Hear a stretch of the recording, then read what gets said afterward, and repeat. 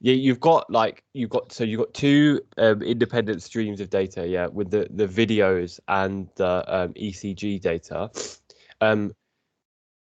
Is that Crystal dropped off? Oh, okay. And then yeah, so what we do from MATLAB is we send a pulse into the ECG data and the EEG data, and at the same time that lights an LED in the video. Yeah, so the principle of syncing the two data streams is that you get your time when your LED lit up and the pulse went off in the ECG, and then you match those, yeah. So say for example, your LED lit up at frame 100, and you were interested in an event like a behavioral event, say the onset of mutual gaze that happened at around frame 200, you'd need to work out the lag in the video stream between the gaze data, between the event and the LED lighting in the gaze data, and then you'd also need to work out the lag between the and then you work out the lag, and then you add that lag onto the timing of the ECG pulse. Does that make sense as a basic principle of how to sync the two data streams? Yeah. So for that, yeah, what you're going to need to do is what you need to do is to import the video data and the ECG data, work out which channel the triggers are coming through on the ECG data, which I already done, so I can just tell you which trigger. But yeah, it might come through different, but it should come through. And then you need to extract the latency in terms of seconds of the ECG trigger, and then yeah, and then you work out, yeah, and then you can, yeah. So shall I just work through some code as well, but to go through that? Okay, let me just find some code, yeah. But then obviously, yeah, as well, you know, if you're looking at interdyadic stuff, you'll have to sync the two like coding sheets together as well. So yeah. Okay, I just need to work out where all my scripts are.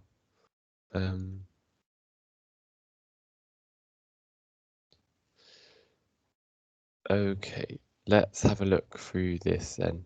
Yeah.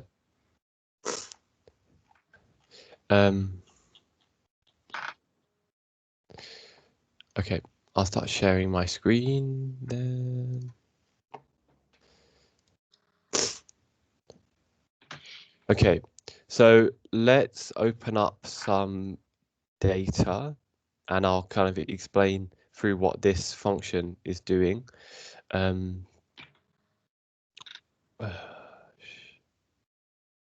Okay. So if we imagine, I know that these aren't, but they're not exactly the same one. It's not mum and baby, these two. But say you have two coding sheets like this, yeah? So this one is corresponding to the mum's behavior, and this one is corresponding to the infant's behavior, yeah? And you guys are pretty familiar with these coding sheets. So this is what's the output of what you guys are doing in MATLAB, yeah? Yeah, the CS file that it spits out. Is that? Yeah. I mean, yeah. The CS, so you know, yeah. and so you guys are like really familiar with what the numbers are meaning, yeah, or not so much. But yeah, okay. Well, we'll just go through it anyway then. So on the left is the start frame of the look, and on the right is the end frame of the look, yeah.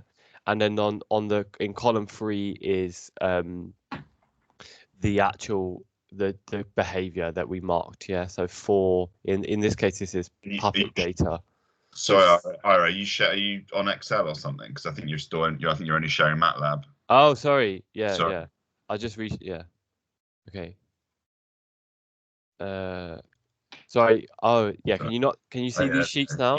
yeah. So sorry, are you guys familiar with these sheets? Yeah, you've had a look through them. Okay, sorry. I didn't know you guys couldn't see my Excel document. Okay. So yeah, so you're imagining that these two are so you've got two of these, yeah? One for mum and one for baby. Yeah. And you need to get these into MATLAB and get them synced in some way, yeah? And I'll just walk through the way that I do it, yeah? So let me just flip back to MATLAB.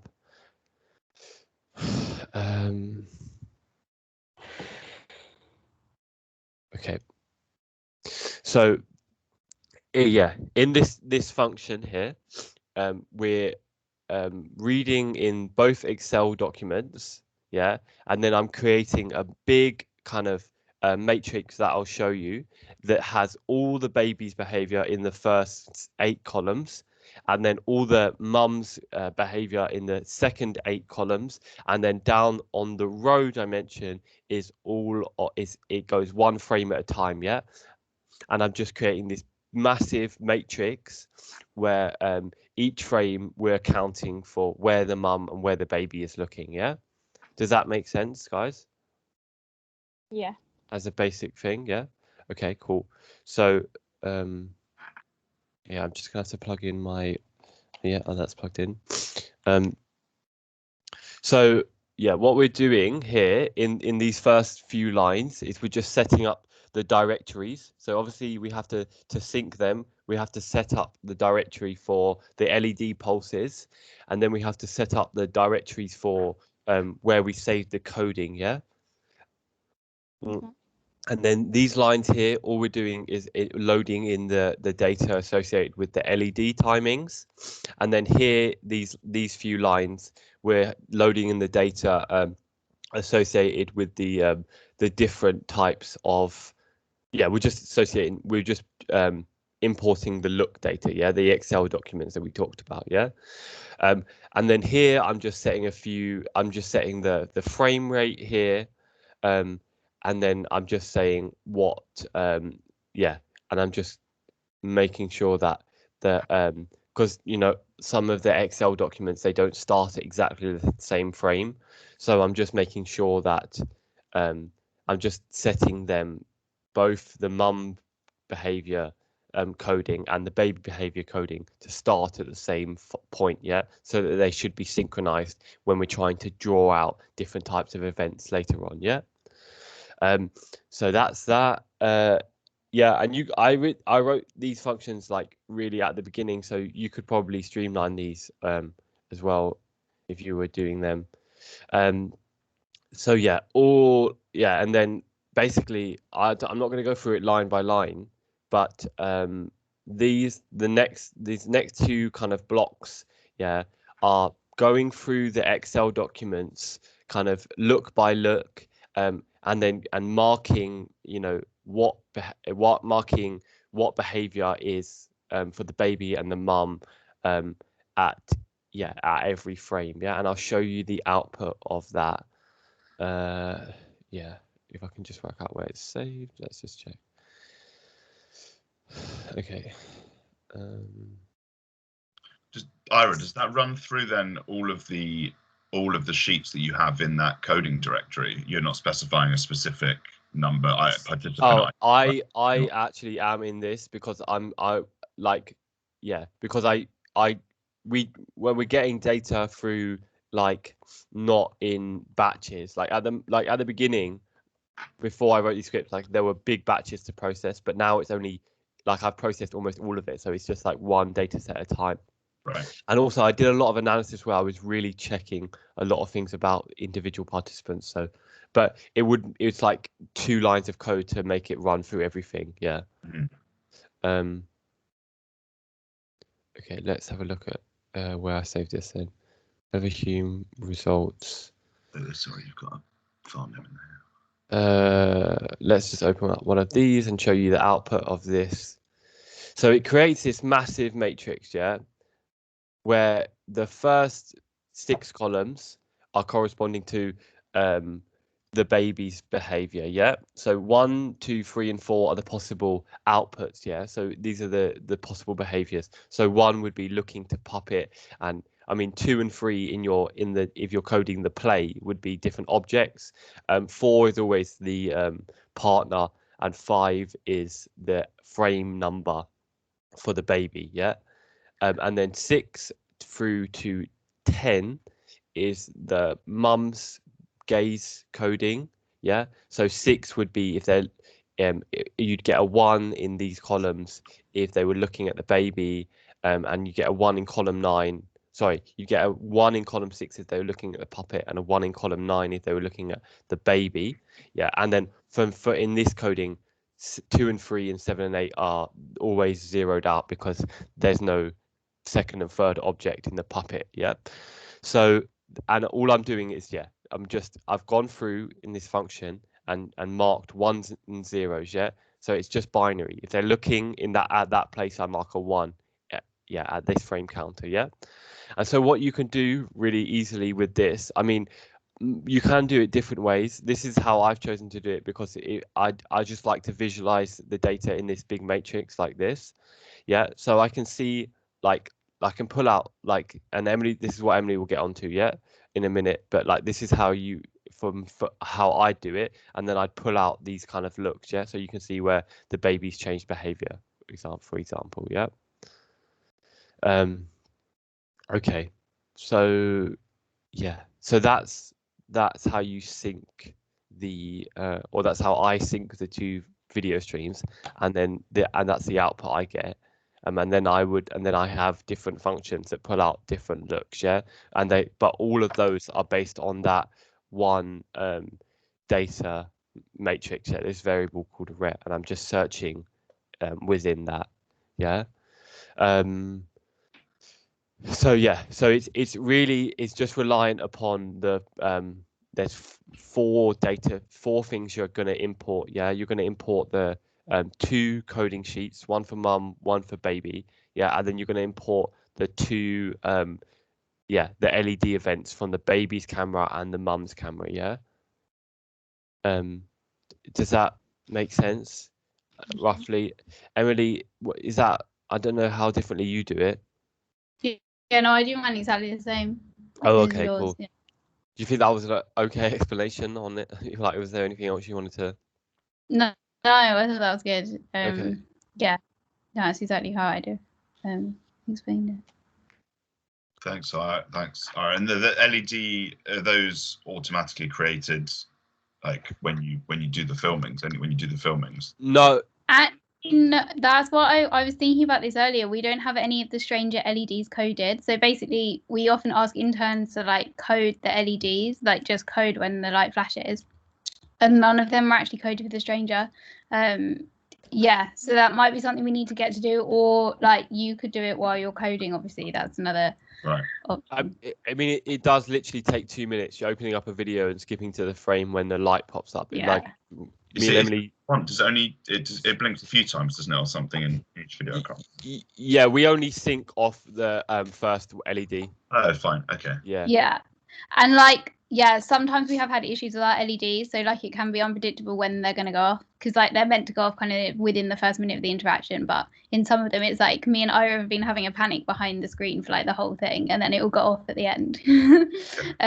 But it's not like tutor, it's just super boring to like sit there and wait for the LED to go off. But I suppose you could do it while you were coding, because sometimes you can really see it, like when you're like doing the visual coding. I don't know whether you've noticed the light come on, so you could even do it like while you're doing that and just make a note of it, and then like fill out because you basically, when you mark the LED, you just want to put the time, the like frame that the LED went off in a Excel document, just on the very first kind of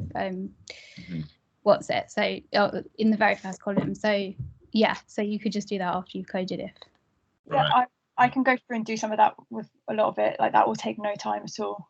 I was just going to say there's only one of them I remember that LED went off like quite like probably like 70% into the video. Yeah, as long as it goes off, you're yeah, fine. it doesn't matter. Yeah, but yeah, there's no problem. I've realized like I've been watching the videos alongside, so you can kind of work out at what time frame the first one goes off, and then do some maths and skip to that number. So yeah, no time. Yeah, and you can always make sure, because when you're just syncing the mum and baby videos, as long as you make sure you've got the same LED in both videos, it doesn't really matter. But obviously, if you're syncing it to the ECG, then you need to make sure you've got the first LED, because otherwise you won't sync it to ECG. But yeah. And do you do infant left and right for those as well? Just infant right. Infant right. Yeah. Unless there's no infant right, obviously. Unless there's no infant right, yeah. Okay. Oh yeah. And what about what's the file name format for those? The LED. Yeah. We just do, so you just do like the participant number _1 _ nat1c say, and then _infant and _LED. We just put the LED at the end. Is that still how you do yours? No, I don't. I just name it exactly the same as the video, and I then still put it in a. LED. But I just put it in a folder called LED, and then yeah. I mean, it doesn't really, yeah. Fine. Okay. Cool. Thanks. Yeah. So it'd be _info _mama _str, I guess, for the thing. Yeah. Okay. Thanks. I would say that actually this stuff is based on like really on just like the fundamentals of MATLAB. So if you can get over how to work out how to do for loops and get comfortable with that, then you'll be pretty fine with doing most of this analysis. Yeah, I feel like writing this script was like my first, like, yeah, I don't know, yeah, that's what like really helped me get going with MATLAB. Yeah. Nice.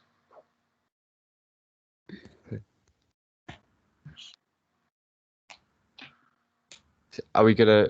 Yeah. Should we move on to pulling out the looks? Yeah.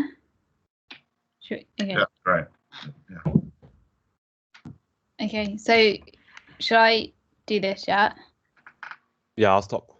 Okay. Okay. Should I share my screen then? How do I don't know whether I've ever shared my screen. Oh, okay. There should be a button at the top, which kind of looks like a box with an arrow. Okay, I think can you see my screen? Yeah. Okay, so I'll move there. So yeah, so this is like something I did ages ago, and I've like obviously, yeah, but you basically then want, like, because you're looking at the play like I've been, you'll then want to maybe pull out things like where the infant leads attention towards an object, or maybe where they're like both mum and baby are looking at the same object at the same time, or like the frame where the baby starts looking to the mum, so like where you get mutual gaze. So yeah, so I pull out mine in the same way Ira does. So I also have this matrix where I've got kind of ones and zeros, and like the frames down here, but obviously I've got like, so in mine the first column is looks to partner, and the column 8 is looks to partner for the mum, and then I've got the object looks in between, and inattentive and uncodable, if that makes sense. Yeah, and these are the synced frames. So basically then what you want to do is create a script that goes through and like pulls out the different kinds of looks that you might want to pull out. So for instance, you might want to pull out where mum and baby are in mutual gaze, or where they've both looked towards object 1, or where the baby's looked at object 1. So to do that, you'd want something that loops through your whole matrix. So basically goes line by line and looks to see. So say if you wanted to look to see where the baby looks to the mum. So in my script, in my like matrix, the baby looks to mum is in column 1. So you just want to loop through this matrix and find where you get a 1 in the column, because that means that's the frame that the baby started looking to the mum at. Yeah, and you basically want the script to find that frame every time there's a like 1 there. And then yeah, and then you'd want it to find the next frame that it did that as well. So I don't know, the infant doesn't look at the mum that much, there's probably not that many instances of it. But yeah, you'd want to find the next 1 in that column. Yeah, so here. And then obviously you can do things looking at kind of like interdigit relations. So you can see here that the mum has started looking to the partner before the baby started looking to the partner. So here, so you might want to pull that, you might want to pull instances of mutual gaze out. So you'd want to pull out where you get kind of a 1 in this column and a 1 in column 8 as well. And that would be a time when they're both looking to the partner. And yeah, and then obviously you can look at leader follower dynamics in that as well. So here the mum started looking to the partner first, so she's led the look to the partner, and then the baby's looked up, so that would be a baby look to mutual gaze, for example. So yeah, so to do that, you'd write a script like a bit like this. So this is basically looping through your matrix. So the rep variable that Ira was talking about, mine's called Mabel. But yeah, so you just basically want to create a loop where you're looping through every single row, so every single frame of the matrix, and pulling out where the event happens. So you might want to pull out where there's a 1 in that occurring in that column. For like every look towards an object. Here I'm pulling out where the infant leads a look to an object. So on this line I'm saying pull out every line where there is the mum and infant aren't looking to this object, and then in the next line, if they are looking to that object, then pull that frame out, if that makes sense. And then I'm creating another variable that saves every frame that event occurs at, basically. And then you just repeat that for every single object you have, basically. Yeah, and that's like mainly what you do to pull out the looks. You have to, yeah, it's just about pulling out, like writing loops to kind of loop through the matrix and find every time that event occurs in your matrix, if that makes sense. Yeah, but obviously it gets more complicated if you're looking at leader follower dynamics. And also you might want to pull out things. So this is my script pulling out kind of like the lengths of joint attention and things like that. And that gets a bit more complicated because you have to kind of save like the length of the look of attention, the mum and baby, or just the baby. And you might want to look at things like who finished the joint attention episode first, so whether the mums ended the joint attention or whether the infants ended the joint attention. And again, you just loop through your matrix again and look to see where that behavior occurs in it. So yeah, I won't go through that one, but like yeah, that's basically how you do it. And yeah, once you've written one kind of loop to go through it, it's quite easy to kind of apply that to other, like to pulling out other behaviours, I think. Yeah, I don't think there's much more to it. Ira, would you say, is that? Ira? Yeah. Yeah, again, like it's still, yeah, just using for loops and stuff like that. Yeah, you're just scrolling over the data and looking for moments that you're interested in. And then, sorry. When Emily, when you say you're pulling out those, or those lines where, for example, there's mutual gaze. When you say, what do you mean by that? Do you mean that you're putting those into another? You're creating another? Yeah. So basically, when you like loop through a matrix, then you kind of you like create a what's it called, like an index, and then it will. So basically, in like line 30 of my script, I'm telling MATLAB to like save whatever's in the Mabel variable. Emily, maybe you could show some of the outputs. Oh yeah, okay. So if I run that, I hope this runs. Oh, If it crashes. It could do, because I changed this the other day, and yeah.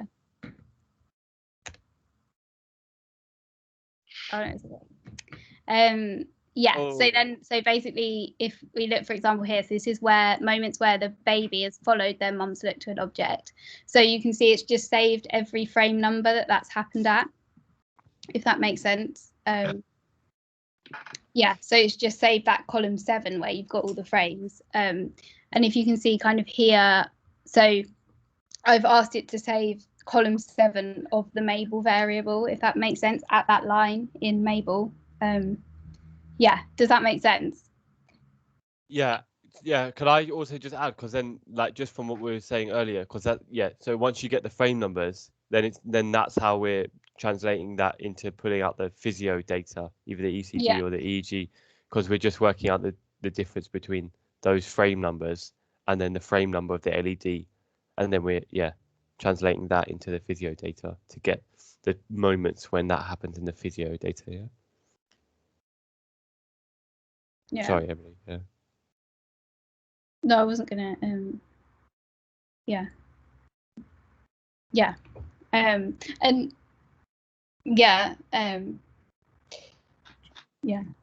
So- no, there wasn't anything else to say. I was going to ask, do you have anything, or maybe I guess you work it out from what all those frame numbers you're spitting out, but I'm thinking in terms of looking at like the delay between those, so if the mother's an onset of a gaze to object 1, like looking at like turning it actually into actual time, and looking at how long does it take for the baby to then look at that object, assuming that if they do, and then like sort of averaging that over, a particular dyad and that sort of stuff. Do you do that sort of thing as well? So to do that, you just have to find the frame that the infant started looking at that object, and then find the frame that the mum started looking at the object, and then calculate the difference between. So that's what I do in this script. Right. Yeah, which is basically finding the like baby leader or mum leader look to the object, and then finding the frame that the baby joins that look, and then looking at the difference between that, and then obviously you can then calculate the differences between, and then also you can look at how long the joint attention period has lasted as well, obviously. And then you can turn that into seconds, obviously, by dividing by 50, because we put 50 frames per second. I've got I can show. Do I have that? Maybe I do. Oh no, maybe I do. Yeah, actually, I actually pulled that out the other day. So so this actually shows the length of time that the parents and infants are taking to follow the look. So that's exactly what I've done. And kind of where they've looked to the partner before and when they haven't looked to the partner before. You can put it's quite once you have those loops set up, it's quite straightforward to kind of apply them to different things. So Emily, once you've sort of done that, run that, and you've got the new sort of in the inputs from that into your workspace, with them, do you then have another script doing all the calculations, putting it in somewhere else? I know that if you have 200 babies, this is an easier way to do it, because you're you can just quickly run scripts and it works out for you. But then it seems like you're not doing now manual work to go through each one and then just do. So do you mean kind of like how you? Because basically you can set up a separate function to run the script. So then you can run the same script over multiple participants, if that makes sense. Is that what you meant? So then I have another script which is called run leader follower, and then it will run it through however many participants I want it to run the script over, and then I have another script that pulls out kind of the length of time between the mum looking and then the parent following, and then you can run that over the same participants as well, if that makes sense. I was thinking, are you doing all this scripting? Then I was thinking, please don't say then the rest of it's just manual, because then otherwise what was. No. For the first scripts, but no, okay, that makes sense. So you can kind of run it over a lot of participants at once. But I mean, if you're only doing 20, then you can probably kind of. You can half manually do it and have a look.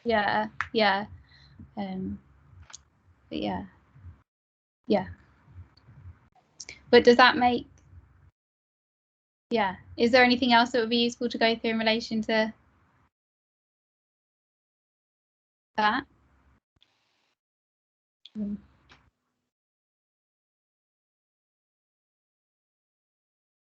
That's really useful. Thanks. Because do you want to go through the ECG? Yeah, sure. Maybe we could just go through like I'm going to go through a very basic few steps on the ECG. Obviously, I'm not going to like you could get into much more advanced plotting than we'll have a look at, but maybe we'll just chat through a couple things. Do I need to stop sharing my screen? No, I Oh, am taking control. Wait. Okay, so with the ECG, I mean, I haven't done so much analysis on the ECG, just some basic plotting, and I did pull out some moments of like heart rate defined sustained attention. So I don't know how much you guys have read from the literature about that, but yeah, so that's just defining periods of attention based on changes in heart rate. Yeah, so okay, what should we do? Let's so with the ECG data, first thing you've got to do, this is really old script, so these are a bit messy, but you have to just start by importing the data as always and splitting it up, yeah. Because obviously, it's just concatenated into one massive matrix, yeah. So I usually start by just looping through and then just chunking it up. Although, wait, maybe this is old. Maybe on the new stuff it's already split. No, you'll have to split it up here. And then so you have to import the data, split it, and then the heart rate is measured as a like a flow of current between two channels with reference to a third reference channel. So you have to just apply a basic subtraction of those channels to actually get the ECG data.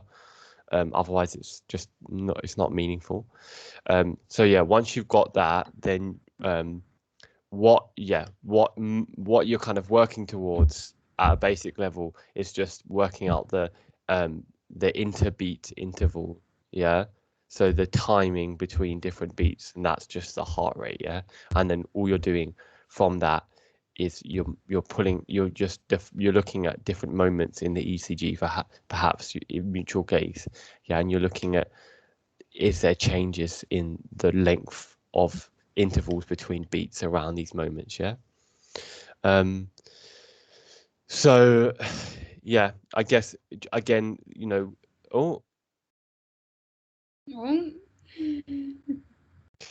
yeah, I don't know. Yeah, I wrote this stuff a long time ago. I need to just plug in the other hard drive. It's one on the other drive. That error is triggering me. That noise is triggering you. The error on the triggering. Get used to it. I never want to see an error message ever again. Let's check where this data actually is, because I'm just booting up my other drive. Okay, there we go. So yeah, just loading in the data, setting the directories for where the data is, setting the sampling rate of the heart rate data, which is 2 kilohertz, and then I'm just defining some basic thresholds for cleaning the data. Yeah, so I'm actually going to say for this, if the data is has an amplitude of greater than 0.5, and I think it's microvolts, I can't remember what the ECG's done in, then I'm gonna say if it's greater than that, then it's not real data. This is a noise spike, and also if the distance between beats is more than 800 samples, which is like how many seconds? Like 200 milliseconds, maybe. No, yeah. Then it's not going to be a real beat, yeah. So yeah, so if it's greater than 1/5 of a second, yeah, it's not real. And that's just to clean the data, but yeah. So I'm just going to say I is equal to 1. So yeah, I'm just going to load in the data here. I'm going to load in, yeah, and then I'm going to save a variable of the ECG times. So these are the times when the trigger goes off in the ECG data. So let's just actually have a look what it's loaded in as ECG data. What did it load in? Data, here we go. So this is your raw ECG data straight from the from the acknowledged computer. So these channels are, 1, 2, 3 are the free recording sites for baby, and 4, 5, 6 are the free recording sites for mum. Yeah, because we're putting 3 sensors, yeah, on the mum and the baby, one on their right collarbone, and then one on their right rib and one on their left rib. Yeah, like I explained before, that the ECG is the measure of current passing between the clavicle and the rib cage, yeah, so through the chest. So that's what these 6 channels represent. The rest of these channels are like, I mean, they're not necessary, but we just, yeah, we were just too lazy to ever adjust them. But on channel 15 here, this is the channel which the triggers come through on, yeah. So yeah, all I'm defining here is, look, subtracting this data stream from this data stream to give us the ECG, and I'm defining just a time interval or kind of a time counter.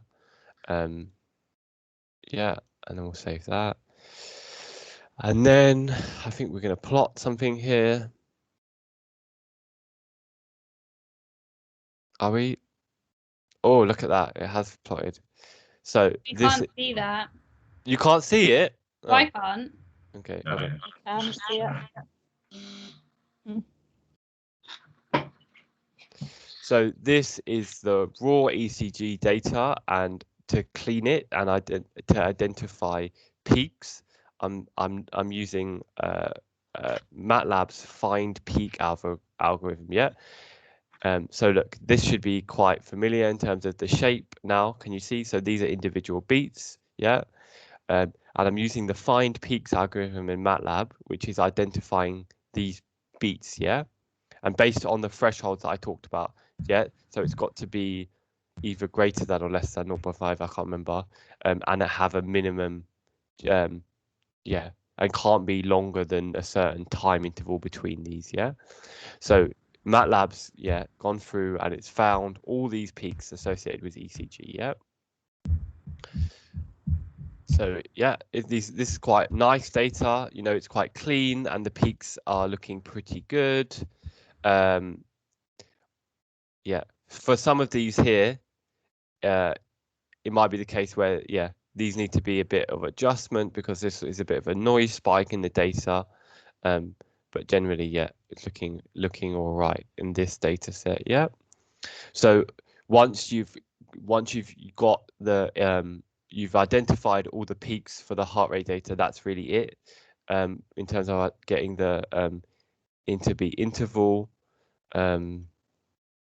Then I'm just doing the same for the baby here. Yeah.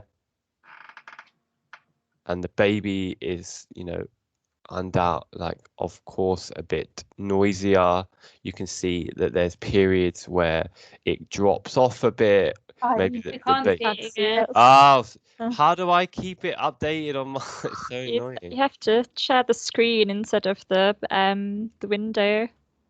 So I go on share screen and then what do I do? And then It's screen 1, yeah. Yeah, screen 1. Okay, so you can see everything now, yeah. Yeah. Okay. Yeah. So yeah, sorry. So this is let's zoom all the way up. This is the baby's ECG. So you can see a fair bit noisier, yeah, and the fine peak algorithm has had trouble in a few places. So we'll have a look at that as well, because this is something that you'll have to, be wary for in your data. Like for instance, like these moments, there's some drop off in the signal. Perhaps the sticker came loose for a minute, or I don't know what happened exactly. The baby really twitched, or just completely their heart just stopped for a few moments. But yeah, so this you just have to be wary on a few of these, and you might have to think a bit more about the criteria you're defining. But in general, this fine peaks algorithm has done a pretty good job of identifying the different beats. Yeah, and it might be the case where in times like this, yeah, where you can see, look, it's been very regular. Yeah, you can do some kind of interpolation here. Yeah, so if there's a beat missed, you can say that it's some kind of it's the mean of the surrounding beats. Yeah, in terms of the interval, and you create one here because obviously this is not real. Yeah, these moments like this, and then obviously as well something like this is fake. It's picked up a fake beat. There's no changes there. Yeah, so there's the baby's ECG is inherently a bit noisier, and you'll have to might be a bit. I've just done some basic fine peaks algorithms. You might have to think a bit more about how you're cleaning the baby's ECG. But yeah, obviously once you've got that, you've got the whole thing really. You've got the IBI. So yeah, I'm just saving that. And then all I was doing for the heart rate sustained attention stuff, which is actually quite good thing because it gets over a lot of those kind of noise spikes because it's looking at it's looking at changes over 5 samples or something like that, so it's a bit more robust to noise spikes. Yeah, is that that's about it really for as a basic summary of how you're doing the ECG data. I'm just using MATLAB's fine peaks algorithm, like I said a few times, which it has really good documentation on the website as well.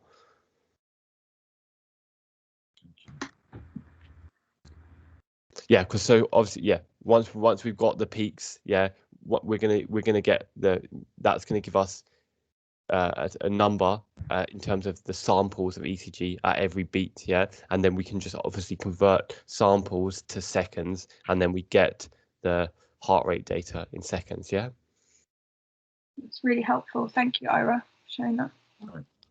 Thanks. The only thing we haven't covered then is like locking the events to ECG, but yeah, that would be quite straightforward if you've got all of that done. Yeah. And how did you guys go about like learning MATLAB and being able to do all of this? We had a fantastic club run by me, didn't we, Emily? Nice.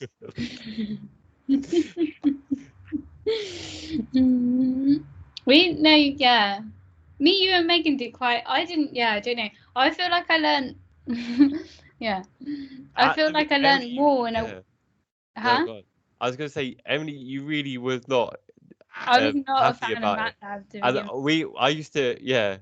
We used to have to force you to do those clubs. Yeah. I wish I'd listened more in them though.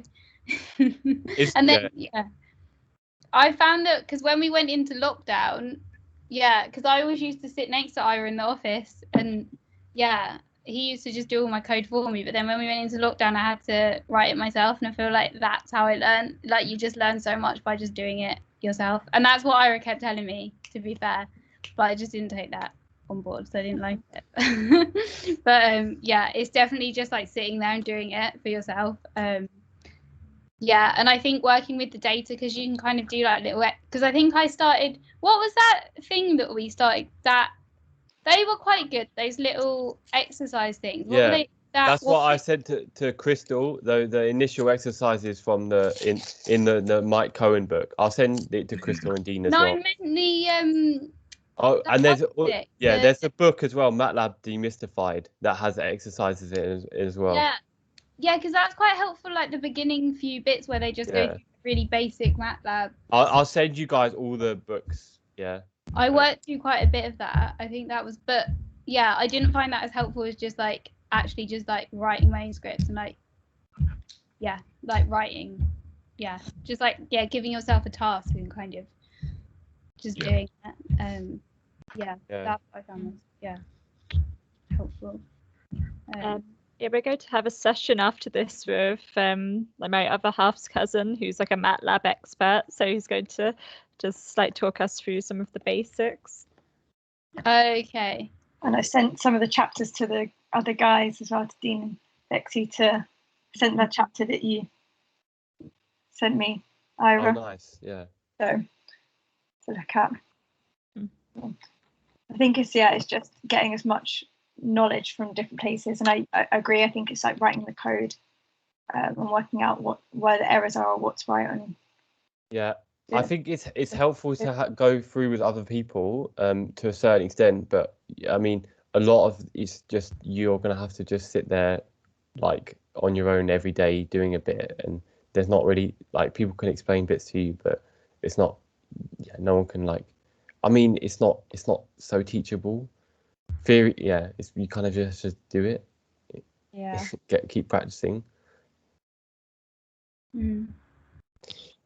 Just be thrown into the deep end is always the best.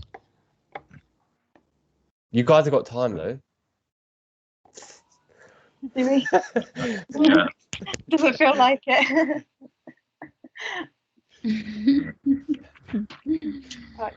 So yeah, yeah. Go on. Sorry, Crystal.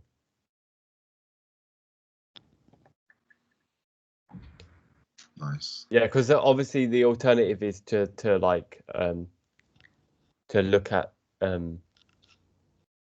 just pulling out the moment the like events from the Excel document and all in Excel, and that would be you'd obviously be able to do a lot of the joint attention stuff with that, but you wouldn't really be able to get onto much more.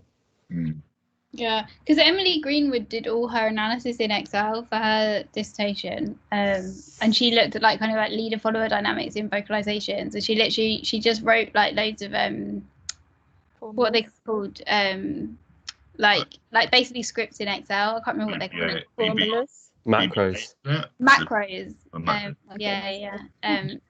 Yeah, but I mean that worked fine. So yeah, you can always do that kind of thing as well. But yeah. Also, but obviously, if you guys are like planning to go on to research after, then and is it like doing, physio or on like physio data in cognitive science, and you probably will want to learn MATLAB anyway. Mm-hmm. Yeah, I definitely think it will be beneficial. Ira, you're still sharing your screen, by the way, just in case you've not realised. Or you look anything dodgy?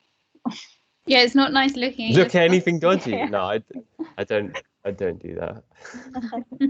Just MATLAB. That's all I look at. Yeah. enough. I thought someone was going to do that in the lecture yesterday. Someone started sharing their screen and didn't realise and started going onto the internet, and I was like, this is not not the one. I was actually going to say that some of this MATLAB stuff I think is really helpful, especially maybe not so much for now, but like later on, and if we're going into research, especially if you want to do a PhD. I was thinking that some of this stuff could just be done in Excel. So it's good to sort of challenge ourselves, I guess, but have Excel to fall back on just in case we haven't got the MATLAB skills by the end of this. Yeah, and it's like, what's your guys' priority? Like, I mean, you maybe it's better long term for your careers just to spend more time and developing your ability to do analysis of data and not have such a polished master's thesis, but then you have better skills going forward. That's I don't know. You have to think about where you want to go with things. Mm-hmm. Yeah, I suppose you can see how much time you have and stuff as well, because you never know where you're going to get time, because I feel like sometimes you like have a lot of work and then sometimes you find that like I don't know, I suppose it depends how much time you left with and stuff. Have you got a lot of deadlines before the like exams, like in like April? Yeah, I think we've got two in March, and so another one in April at some point. Yeah, I've got a few assignments. Ongoing. But some people are like, Crystal, you're working, aren't you? So you don't really have time to do much. I'm hoping I can take my laptop to work. I'm working nights starting this weekend, so hopefully I can work on nights. But I've been looking, I think there's been some really ill patients being admitted and aggressive, so can imagine that I'm not going to have any time, but that's what I've programmed, that I'll have time on my night shifts, but we'll see. Yeah. We'll see. And I'm changing my hours soon, so, which is good. I don't know how people are doing full-time work, masters, and like looking after children. I don't know how they're doing it. No idea. I think they're just doing the minimum, aren't they? Yeah. That was amazing. Thank you so much. That was great.